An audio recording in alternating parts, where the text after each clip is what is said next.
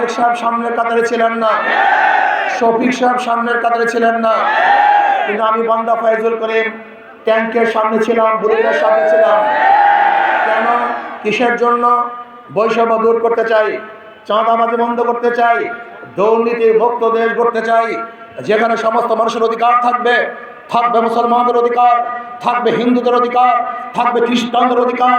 আমার জেলে তাঁতি কামার মজদুর ঋষি কামাররা বুক ফুলিয়ে হাঁটবে, দুমুঠো খানা খাবে, বস্ত্র পরিধান করবে, বাসস্থান পাবে।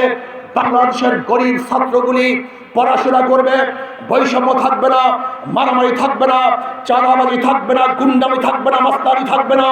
এই বুক ভরা আশা নিয়ে রাস্তায় ঝাঁপিয়ে পড়েছিলাম। বুলেটের ভয় করি নাই, ট্যাঙ্কের ভয় করি নাই, ভেবেছিলাম মানুষের অধিকার বাস্তবায়ন করব। কিন্তু আমরা কি দেখলাম? 5ই আগস্টের পরে আবারও চাঁদাবাজি, আবারও গুন্ডামি, আবারও মাস্তানি। আমরা কি দেখেছি?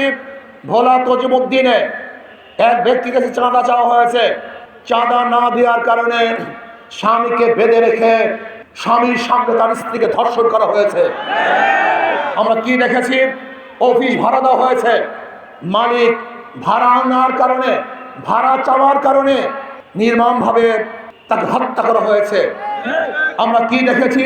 বগুড়ায় এক মেয়ের প্রস্তাব দিয়েছে আমি বিবাহ করব, বাবা রাজি না হওয়ার কারণে সবার সামনে সেই বাবাকে হত্যা করা হয়েছে। আমরা কি দেখেছি?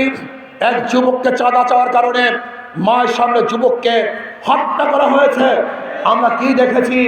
চাঁদা না দেওয়ার কারণে পাথর দিয়ে মানুষকে থেতলে দেওয়া হয়েছে।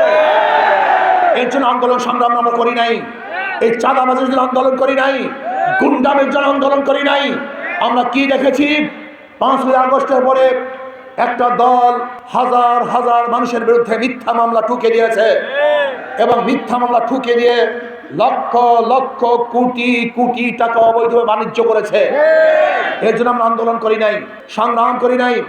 আমার প্রিয় বরিশালবাসী, আসুন, ওদেরকে বারবার দেখেছেন, নতুনভাবে আর দেখার কিছু নেই।